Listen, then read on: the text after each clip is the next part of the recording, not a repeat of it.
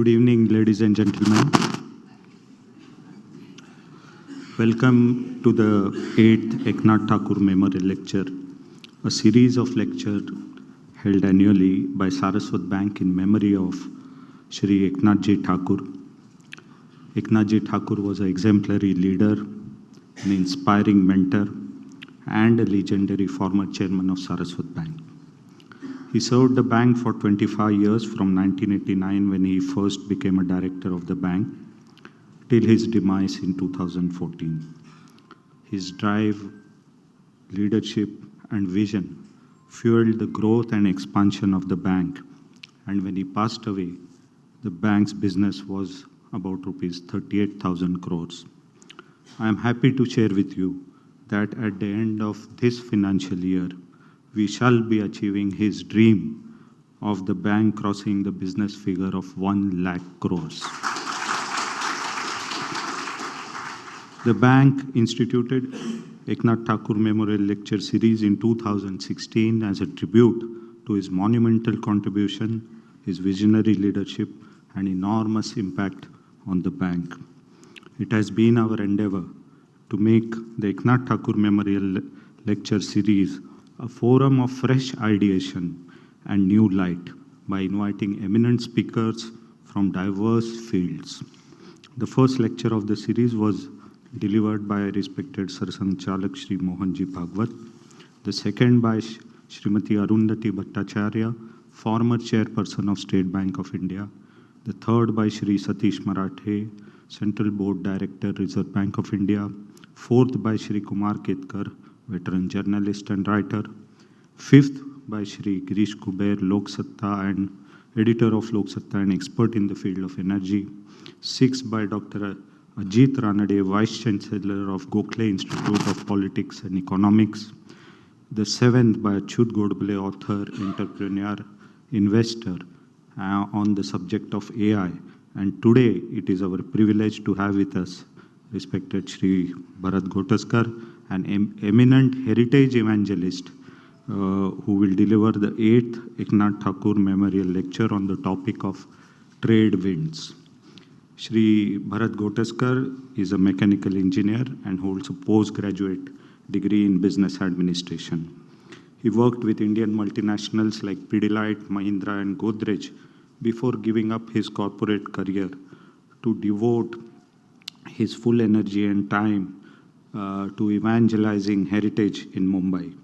He has founded 2 institutions in this time, the experiential heritage travel company Khaki Tours and its not-for-profit counterpart, the Khaki Heritage Foundation, which is involved in heritage awareness, archiving and conservation. Under the aegis of the foundation, he has started the cultural space Khaki Lab, where his mission is to make Mumbaikars proud of their city's heritage. He is also one of the curators of the famous Kala Ghoda Art Festival and co-founder of Girgaon Kitchen, a restaurant that brings back lost local recipes. His talk today will describe how trade and significant world events shaped Mumbai into the country's financial capital. After listening to his talk today, which I am sure all of you will love, please, you can go to YouTube where you will find more than 300 of his videos on the topic of heritage, Mumbai heritage and otherwise. I have personally seen them just like a box of chocolates over a year, one YouTube video every evening after my dinner. And that is where I thought that he should be the speaker, and since we are wanting a diversity of topics, I'm sure his lecture is what we all are looking forward to. या ठिकाणी भरत गोटस्कर यांचे वडील स्वर्गीय SM गोटस्कर यांची आठवण आल्याशिवाय राहत नाही. आज मिसेस गोटस्कर आज इथे उपस्थित आहेत. SM Gotaskar Sahib was known for the depth of his knowledge in various fields. Journalism, politics, especially the cooperative movement, whether it is the sugar cooperatives or banking cooperatives. 2 of our previous speakers, Kumar Ketkar Sahib and Girish Kuber Sahib. They both have been very successful editors. And both of them used to look up to Gotaskar Sahib and used to call him the encyclopedia of journalism. He would know the context and events which were otherwise at that time not easily available or recorded. But he had that, not only the knowledge of those past events, but a unique perspective which has helped the future generations in journalism. And he was also an active shareholder of Saraswat Bank. 40 years of AGMs he attended without fail.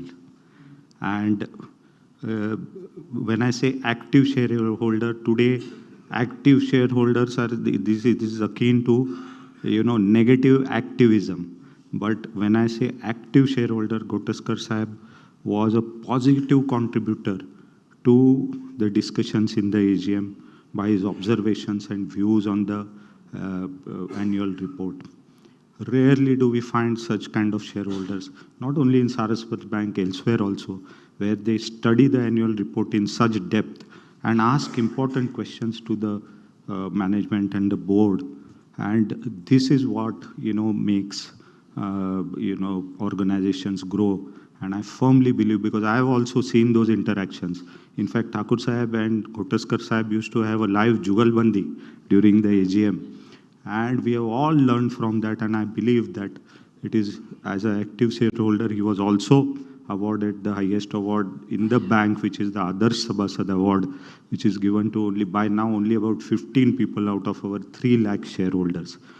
With this, I want to say, madam, that it is this contribution of Gotaskar Sahib which we all remember, and he also has a big part to play in the growth and success of Saraswat Bank. I now invite Shri Bharat Gotaskar to take the stage and deliver the 8th Ekanath Thakur Memorial Lecture. But before that, I will request our Vice Chairman Banerjee sir, our MD and CEO Aarti Patil madam, to felicitate Shri Bharat Gotaskar ji. Please welcome Bharat ji.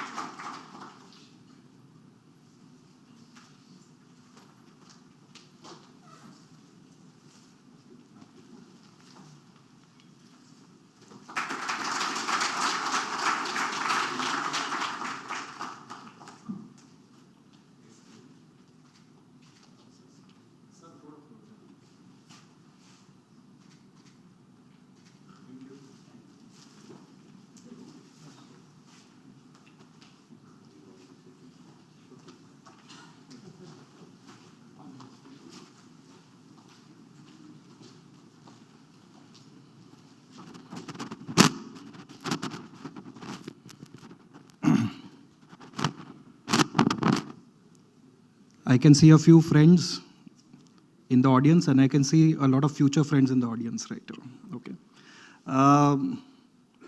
आता जेव्हा ठाकूर साहेब वाचून दाखवत होते कोणी कोणी आधी मला माहिती होतं, पण आता 7 नावं ऐकल्यावरती माझ्या तोंडचं पाणी उडालं थोडं, की I have to live up to all the great people who have spoken before me. माझा प्रयत्न असा असेल की मुंबई सोपी करून लोकांना समजवली पाहिजे. The talk essentially will be in English. प्रयत्न होईल, कसा प्रतिसाद मिळतो बघूया.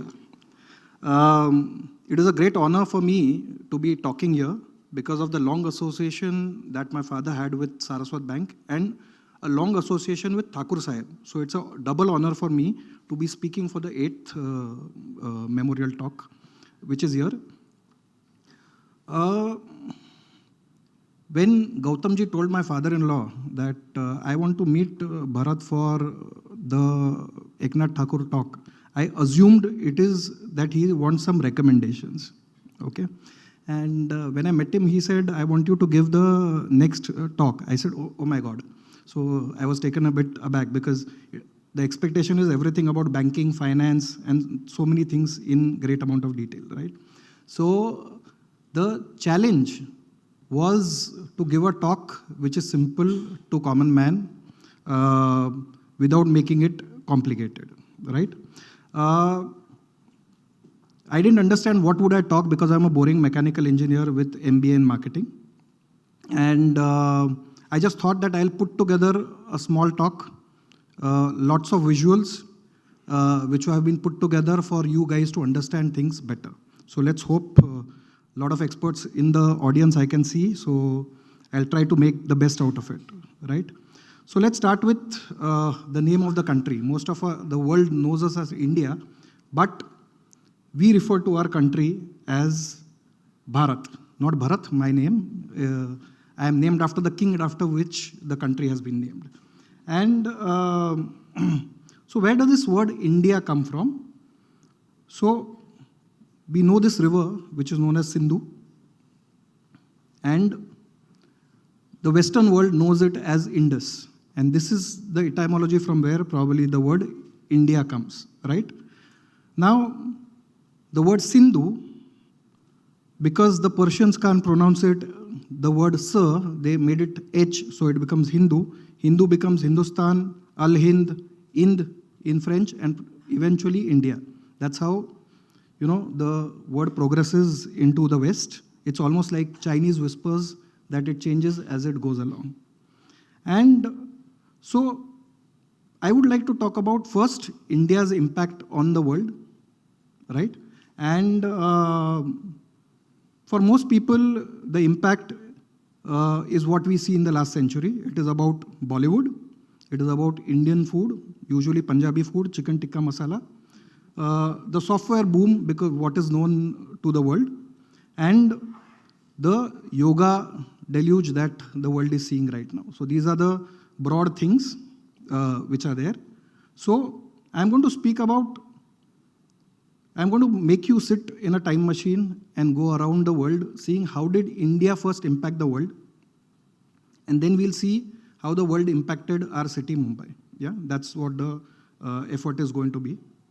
And this is a map which is going to be the background for a few slides more, where we are going to hop around the globe to see things better. So this is all the places that we are going to go in the next few minutes. Yeah, we are in India. We are in Mumbai currently, and recently we had a festival of Ganpati. Yeah, the 11-day Ganpati festival. What very few people realize is that there is an equivalent deity inspired by Ganpati all the way in Japan. Yeah, which is Kangiten, and Kangiten also has something which is known as bliss buns, we have modaks, they have an equivalent which is known as the bliss buns, yeah, which is literally what modak means. Not only that, Saraswati has an equivalent goddess which is in the local pantheon which is there. Now all this has reached the extreme end, which is Japan that we know. We'll hop across the sea into Korea. And when we are at Korea, there's a tomb of the matriarch of the Kim clan. Her name was Empress Boju, right? And this is her, this is the place where she is buried. That's her name, Empress Boju. And there is a clan called the Kim. Many of the people who are there, they know their surname Kim. She is referred to as the patriarch of the Kim clan. And it is believed that she comes from Ayodhya. Now, which Ayodhya? There can be a debate because there's a Ayodhya which is there in Thailand, right? But the Korean government has actually established a memorial there in Ayodhya in India showing the Indian impact which is there out there. From there, we'll jump across into China, and when I was an 8-year-old kid in 1982, there was a very popular movie which came up which was known as the Shaolin Temple, right? And I was so impressed, everybody doing all those actions which were there. Little did we know that it was something that was from India which went all the way there, right? So all this that you see, all the actions that you were seeing in the Shaolin Temple were actually taken from India by a gentleman called Bodhidharma, right? So this is when the Buddhist philosophies were going around the world. That is when the impact happened out there. Further south, in southern part of China, there are many places of Buddhist importance in China, but in the southern part is something that is interesting because there's a temple called Kaiyun. And if you look at in the Kaiyun temple, it looks like a normal pagoda, but you can see a lot of Indic influences, probably by the traders who have gone from India to this location at that point of time. From here, we'll hop across the South China Sea to the Philippines. And in Philippines, they have found various things like the Laguna copper plate and an image of the Tara. Tara is a Buddhist goddess. So all this has been found in what is today a staunchly Catholic nation, right? Is something that shows the Indic past, which has been the impact which is left behind there.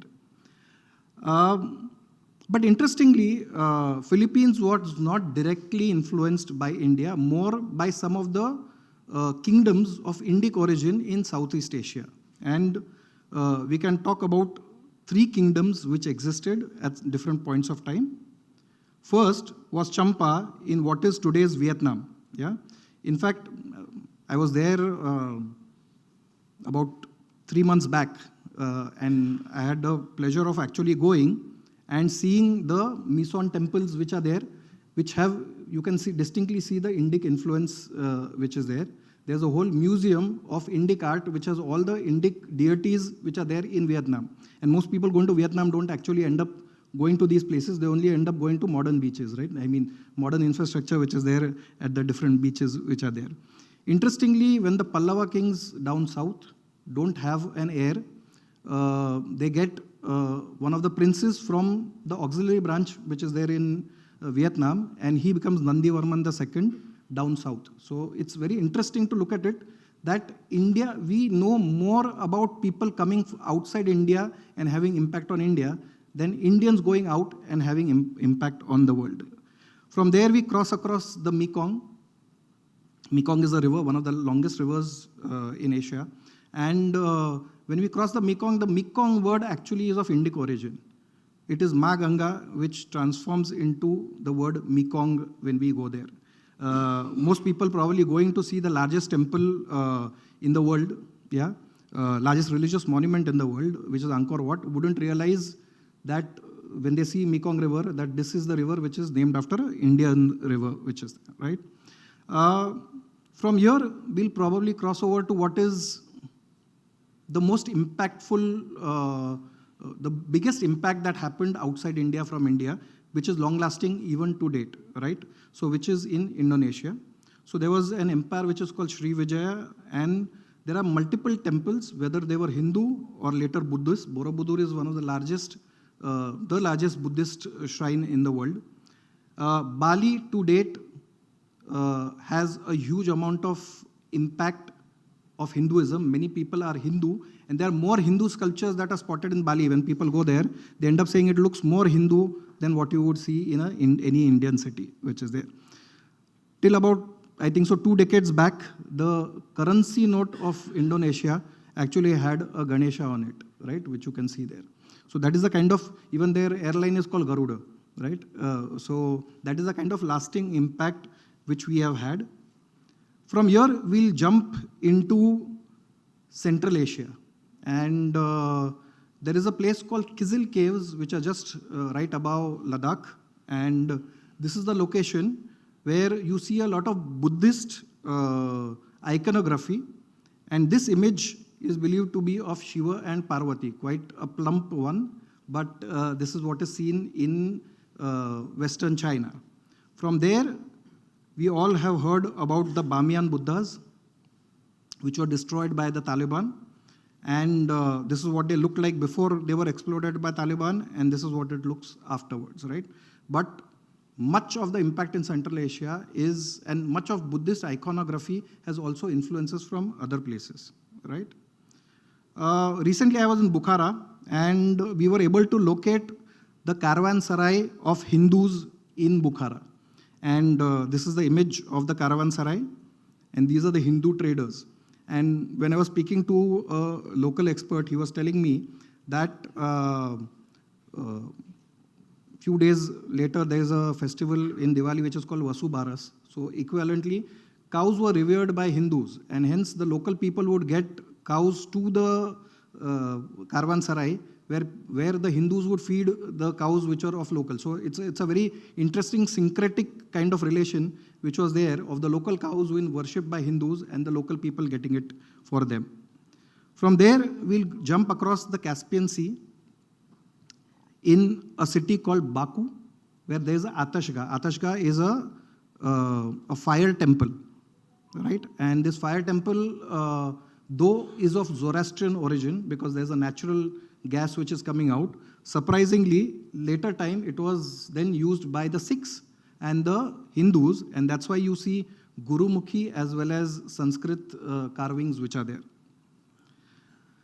To the south, in the war-torn country from here, which is Syria, there is something known as the Kemun Palace, which was built by the Mitanni kingdom. And Mitanni kingdom has some relation to India because the gods which are used for the treaties are actually Indra and Varuna.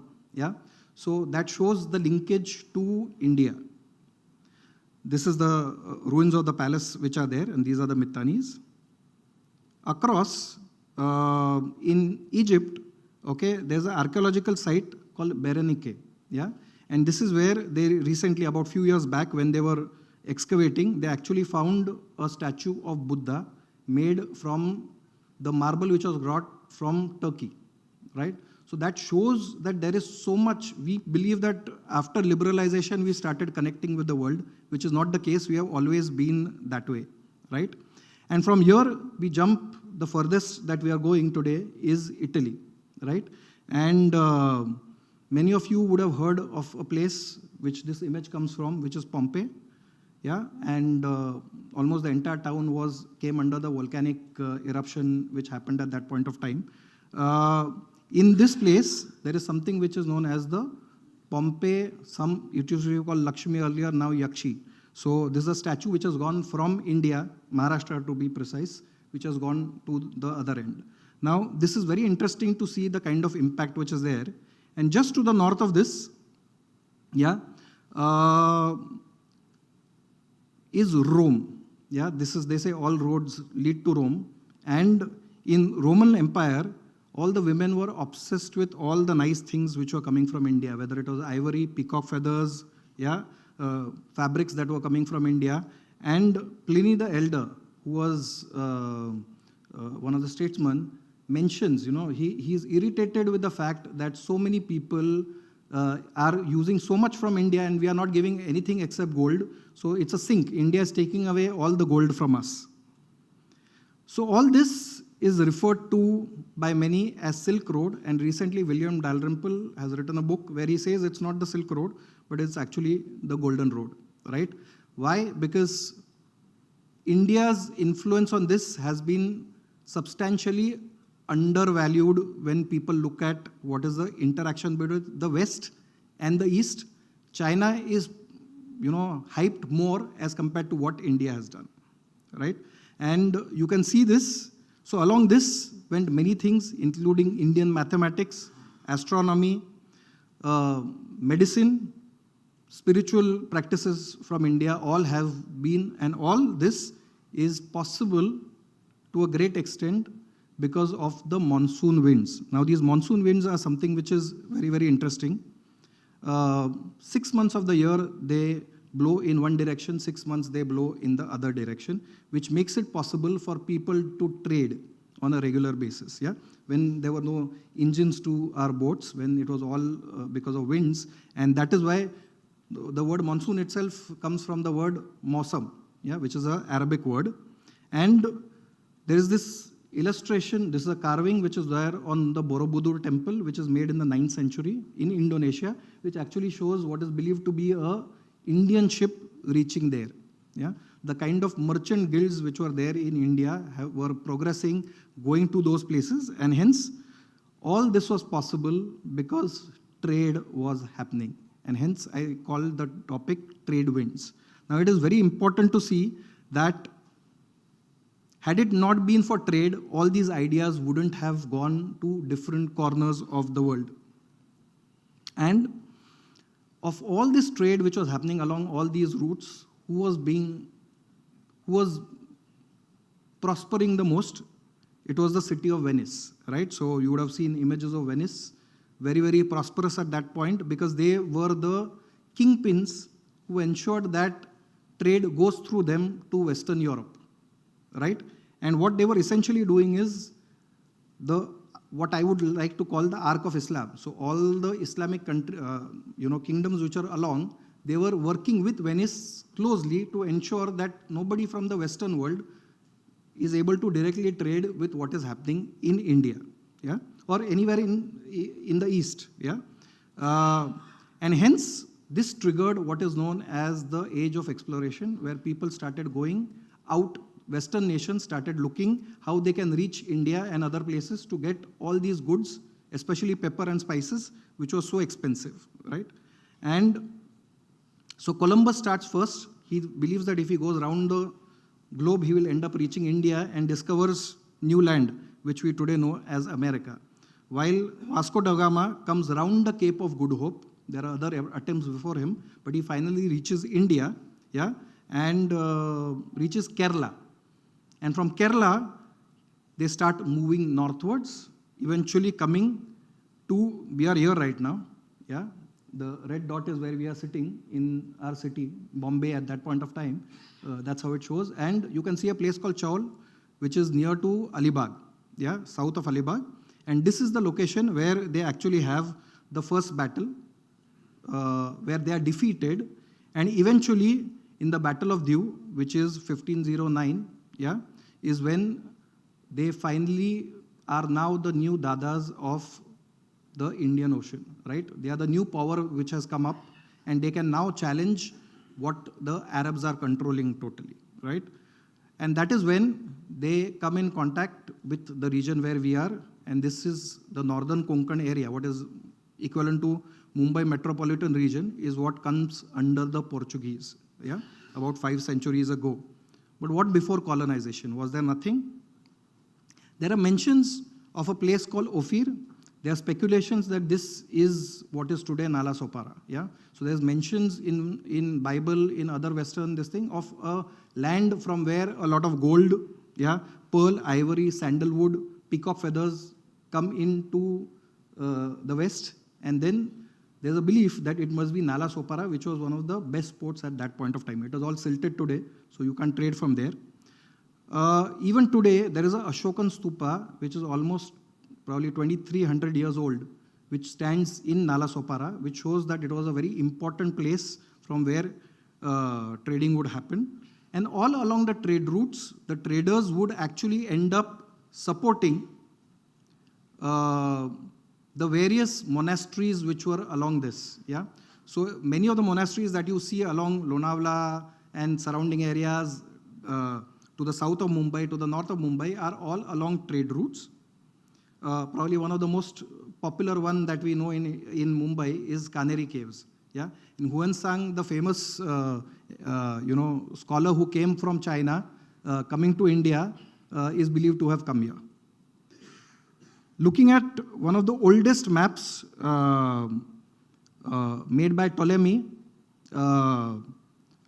it actually shows the world at that point of time the way they knew it, and probably one of the earliest examples of using a latitude and longitude. Of course, proportions are not right, but it is at that point of time when in limited resources, the man has done something that is amazing. Yeah, you can see Europe there. India is very small and Sri Lanka is quite big. And there are researches going on about what he mentions as the Emporium of Dunga, right? And one of the potential places where this could be are the Dungi caves, which were demolished recently to make way for the airport which was just inaugurated, right? A lot of research has, there are papers which have been released on this, yeah? The key people trading with this area were essentially the Arabs. And many of the Konkani Muslims that we come across claim descent from these set of people. Yeah? The Arab traders, they believe that they are descendants of these people who are there. In fact, one of the earliest Arab attacks known actually happened in Thane, right? There's a documentation of this. Later on, Shilahara kingdom with Thane as the capital. The only remnant that we see from that point of time is actually the Ambarnath temple, which you see here. Marco Polo is supposed to have come, has spoken about the Thane city at that point of time, because that Sri Sthanaka, as it was known at that point of time. And later on, there's a prince called Bimba who comes and sets up his capital on, first capital, known capital on the 7 islands that we know, and he creates Mahim. What we today know as Mahim was Mahikavati at that point of time, and that becomes the first capital in Sobo, yeah, South Mumbai, the island city that we know. And this is an image from that period, later period, when Portuguese come in, and you can see the St. Michael's Church, which is the oldest church in this region, right? Which will be completing 500 years soon. Of course, not the original structure, but at the same location which is there. At that point of time, the Britishers are already, they are not British at that point of time, I'm sorry, they are English, because Scotland is still not part of the United Kingdom. And the Englishmen are already coming to various other places and trading. So they are in Masulipatam, which is down south, and in Surat. So this is Surat. And they are looking for a better place to come and do trade. And that point of time, the King of Portugal has a problem at hand. He is having fights with the Spanish Armada, yeah, and he also wants to get his sister married. And at that point of time, she's considered to be of unmarriageable age, because she's in her 20s, when most girls would get married in their teenage. And so it's more like a treaty, an alliance between England, King Charles I, and the current, the Princess Catherine Braganza, who is there from Portugal. A marriage alliance happens in the this is 1661 is when the marriage alliance happens. The marriage happens a year later, and many things are traded at that point, given to the English crown at that point of time. There's a city of Tangier, which is there in Morocco. There are some trading rights in Brazil, some 20 lakh gold coins which are given. And a very minor thing given at that point of time are the 7 islands of Bombay to sweeten the deal at that point of time. And this is how the 7 islands end up coming into the hand of the English. And this is where serious development starts, but not immediately, right? So we are going to focus on this area which is there, which is the original Mumbai which is there. I'm going to zoom into one of the oldest maps that we have. This is 1750s, which is where the map is. Majority of the residents of this city are inside what is known as the Fort of Bombay. Just to give you an idea what is where, today if you lay on this, Gateway of India, Kala Ghoda, Hutatma Chowk, Church Gate. Actually, the Church Gate is named after the gate which stood at the location where Hutatma Chowk is today, right?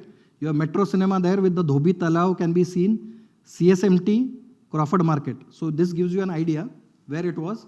And at the heart of this was an area which was called Bombay Green, where trading would take place, right? So this is the heart from where all trading in Mumbai would take place from. I am just putting a red pin there. It is a street which was referred to as Magu Sinoy Street. Yeah, I am just keeping it there. I'll talk about it slightly later. Yeah, if you look from the port, this is what the city looked like, right? And what you see where I've written KL is Khaki Lab, yeah, our space where we infect people with the heritage bug, right? This is Bombay Green. Yeah, you can see the church behind it and the open area in the heart of the city. Like any other place in England, this is where trading would take place. So you can see some military exercises happening, some cows grazing there. There's a well from where people are taking out water, and some trading happening on essential commodities. One of the first things that happened was starting of the mint, yeah, minting of coins at a local level, and the initial coins are released This is about 350 years ago, right? And they realized that they have to make this into a trading post, a place where you can start trading. And you can see they start inviting various communities to come and settle in Mumbai, right? We are most aware of all the trading communities which have come from Gujarat. For most people, when we say a Gujarati trader, what comes to your mind is a Gujarati Hindu, right? But we don't realize that there were a lot of Gujarati Muslim communities like the Khojas, the Boras, the Kachchi Memons. There were also the Parsis, most important for Mumbai at that point of time. And then we don't realize that people have come from other places also. So whether it was the Daivadnya Brahmins or the Sonars, yeah, the Kokni Muslims, and of course the community which started this bank, yeah, the Saraswats. They are referred to as Shenvis at that point of time in all the documentation which is there. They have already been trading from Cochin, where they have been there. They have been trading from Goa, and hence they are invited to come into the city, right? One of the earliest people to come and from the community to come and settle and prosper was a man called Rama Kamti. Yeah, he's written variously as Rama Kamotim, what we would today refer to as a Kamat, right? And one of the earliest people to become really wealthy, probably the only Indian to be invited for the inauguration of the first English church in the city, right? Which was a whites only event. So he was so important that he could not be invited for an event like this, right?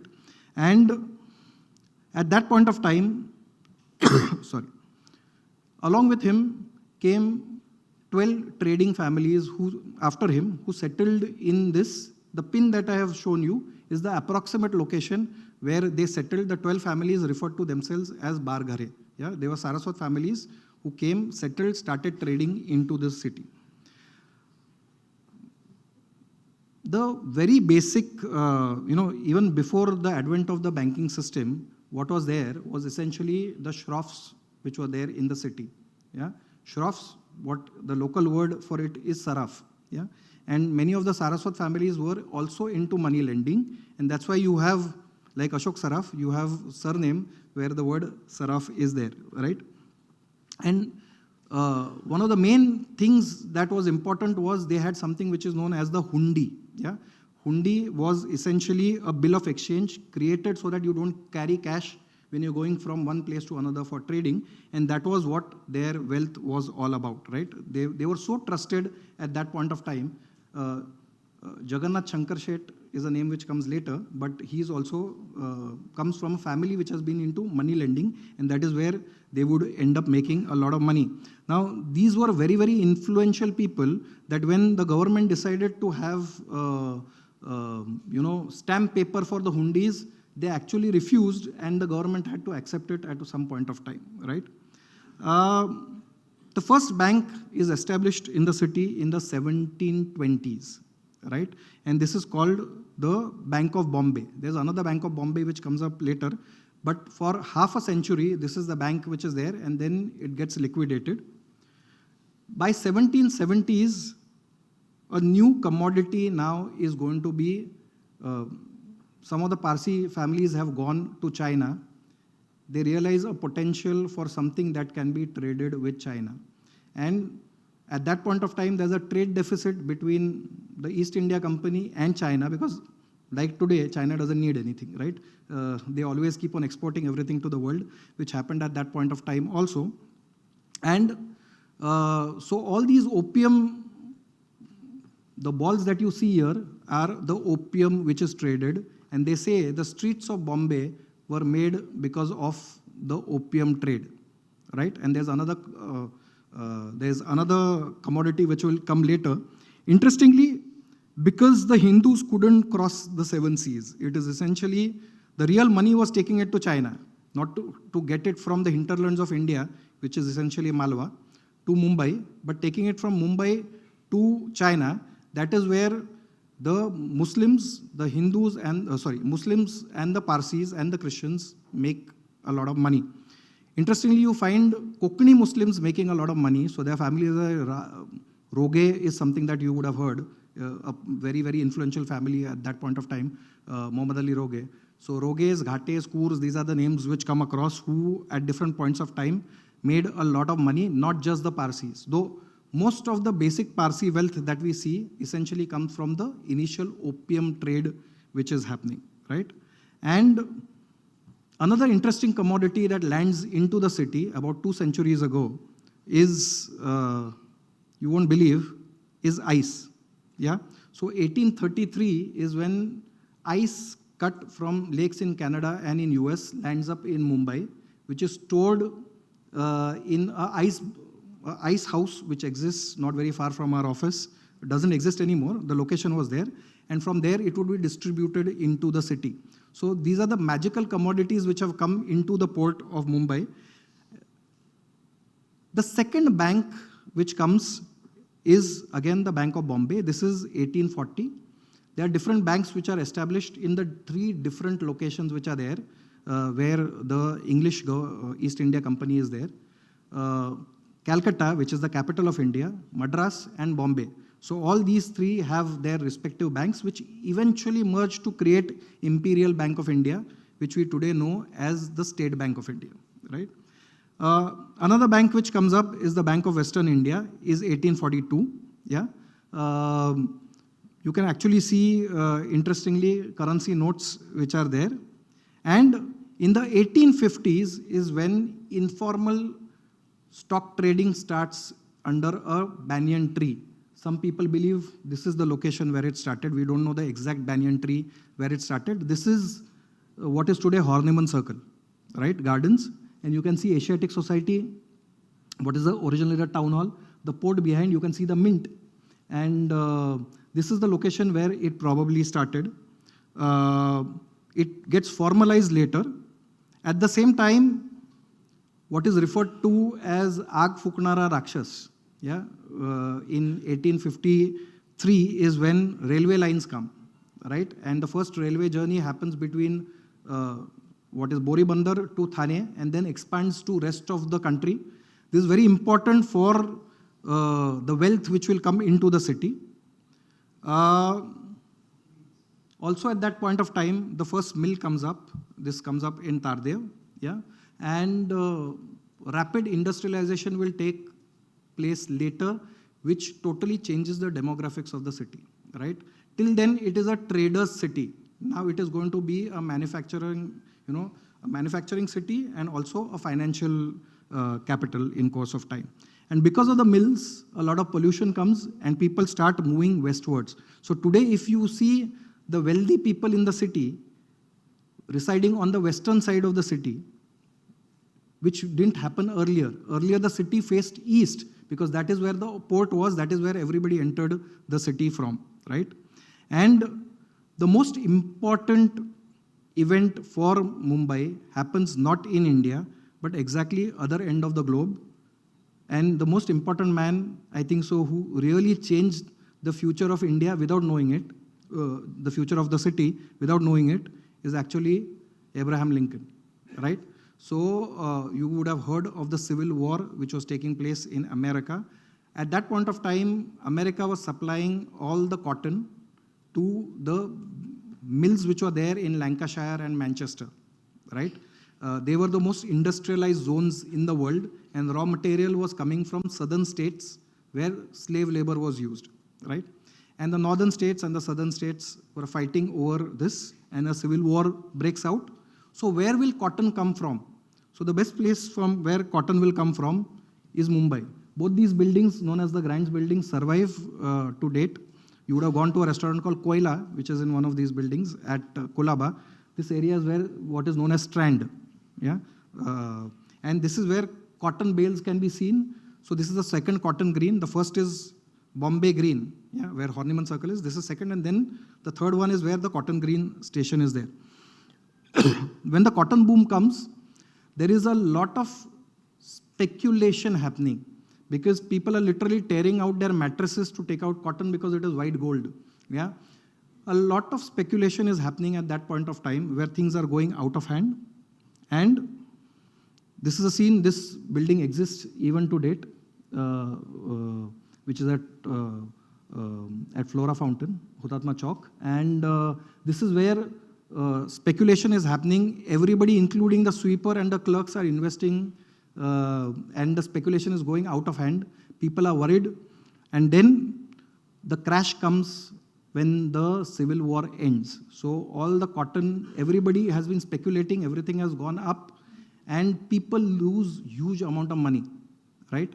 There are records of people losing as much as 3 crores 160 years ago. Imagine 3 crores then, when average family annual income would be, you can run a family for 25 rupees.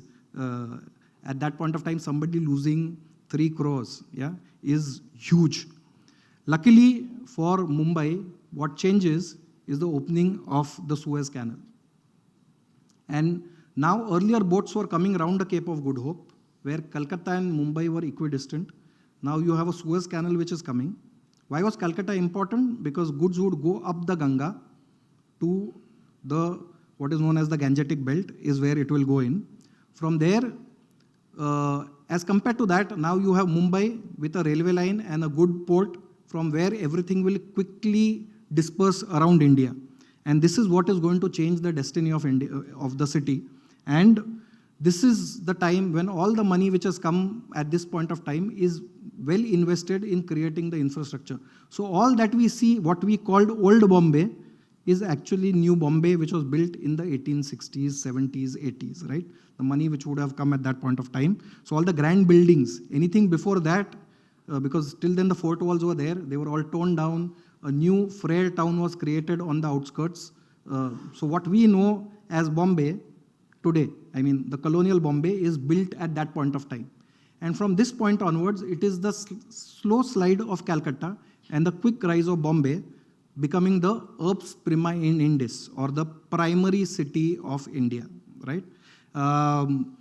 Eventually, the capital shifts from Calcutta to New Delhi, which would happen later because of the slide of Calcutta, which is there.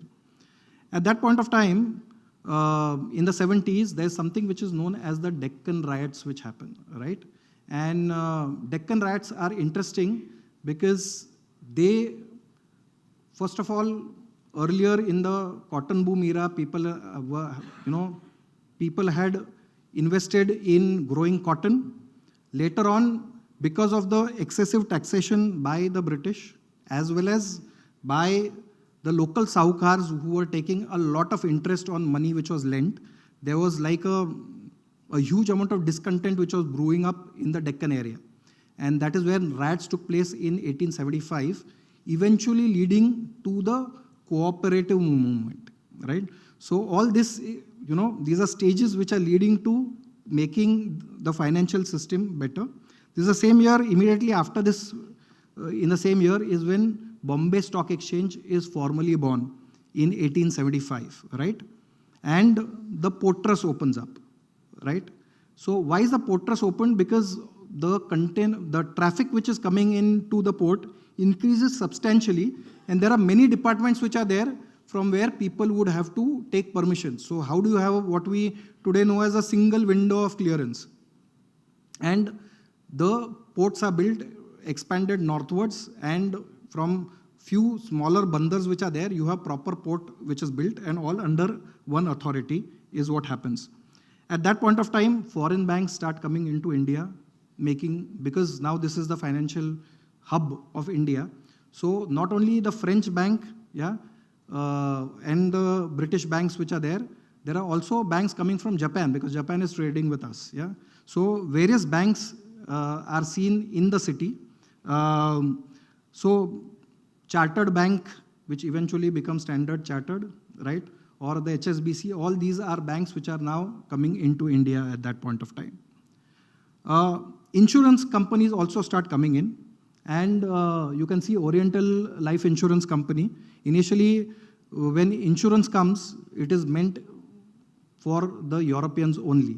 Indians are not worthy of getting insured, right? And a lot of protests happen. They agree to do it at a higher premium, as compared to what they would do for a European. And interestingly, one of the earliest, earliest directors on, who is an Indian, who comes on to an insurance company, Oriental Insurance Company, is a gentleman called Raghunath Khote. So you would have heard of the Khote footpath, probably the only footpath in the world named after somebody at Chowpatty. If you walk along the Chowpatty beach, the footpath has a name. Nowhere, roads have name, chalks have name, yeah, flyovers have name. But this is the only footpath that is there, which is named after a person who comes from the same community, the Saraswats, right? And eventually Bombay Mutual comes up, which is based out of Mumbai and which is treats Indians at par, not European at a higher pedestal, which is there. Now the cooperative banks movement starts, and first bank comes up in Baroda, but Shamrao Vittal comes up in 1906, NKGSB in 1917, and Saraswat comes in 1918. I'm just mentioning banks from the community which is there. And there are two other banks which are started by the community which are not cooperative banks, but I'm just mentioning here, is Canara as well as Syndicate Bank, right, which comes from the community. When Reserve Bank is established, it's originally established in Calcutta, but then it moves to Mumbai because this is the financial hub which is there, and it has been there. And now there are talks that Mumbai might lose its crown as being the financial capital of India, and there are three threats to Mumbai. First is the gift city, second is Gurugram, as they say, and Bangalore. So these are speculations, you know. There was a talk recently where a person mentioned that in 10 years' time, Bangalore will be a bigger and wealthier and more prosperous city than Mumbai, right? So these are all talks. I feel to create, there is a reason why Mumbai is the financial capital, because it has a unique mix of things which are there. And what I call the spirit of Mumbai, I've tried to define it. First is the egalitarian culture and rule of law which exist in the local area, probably from Chhatrapati Shivaji's time, of having an egalitarian culture, not based on caste, and the rule of law. Yeah. Then comes the entrepreneurial spirit that the trading communities got from various regions, right? And the third is a scientific temper and discipline which was brought by the British. So these three things on a pedestal of a public-private partnership is what uniquely makes, it's a unique mix which is there in Mumbai, which is difficult to replicate somewhere else. We can lose this mix, but can't replicate it in any other city.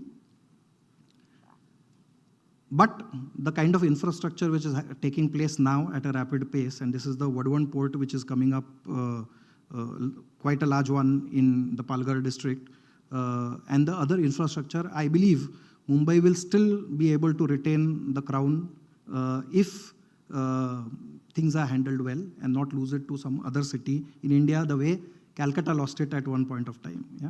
So with that, I end my talk called Trade Winds. I hope this was useful for you to understand the evolution of Mumbai better.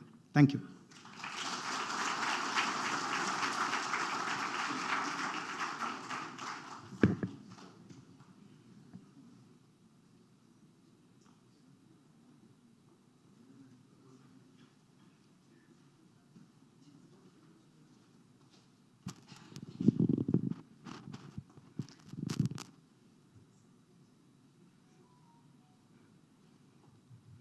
Yes. Thank you so much, Mr. Gotaskar, for such a interesting information, insightful speech, trade winds. We are all Mumbaikars. And as you said, our bank started in Mumbai in 1918. But still, we didn't know so many things about Mumbai, which you have told us today. Saraswat Bank ही इतकी 107 वर्ष जुनी bank आहे. पण ह्या बँकेच्या वाटचालीमध्ये सर्वात मोठा वाटा एकनाथ ठाकूर सरांचा आहे. And that's why this memorial lecture is very close to our heart. आम्ही सगळेजण एकनाथ ठाकूर सरांच्याच कारकिर्दीमध्ये तयार झालो. 1992 साली मी आणि माझे बॅचमेट्स बँकेत आलो. तर एकनाथ ठाकूर सरांनीच आम्हाला आजपर्यंत ग्रूम केलं, त्याच्यापुढे गौतम ठाकूर सरांचा आम्हाला आता हे मिळतो आहे, आधार मिळतो आहे. तर अशा या म्हणजे ज्या बँकेची नाळ मुंबईशी जोडलेली आहे त्या बँकेच्या मेमोरियल लेक्चरमध्ये मुंबईची इतकी छान माहिती तुम्ही सांगितली. आपल्या सगळ्यांचीच नाळ मुंबईशी जोडलेली आहे, पण हा हिस्टॉरिकल वारसा ऐकून ती आणखीनच घट्ट जोडली जाईल ह्याची मला खात्री आहे. तुमच्या खाकी टूरविषयी पण आम्ही खूप ऐकलेलं आहे आणि नक्कीच खाकी टूर्सला तुम्हाला ह्या प्रेक्षकांमधून आणखीन सदस्य मिळतील. So I am very thankful to you. आणि आपण सगळे वेळात वेळ काढून इथे आलात आणि ह्या कार्यक्रमाची शोभा वाढवली म्हणून बँकेतर्फे आणि माझ्यातर्फे खूप खूप आभार. धन्यवाद.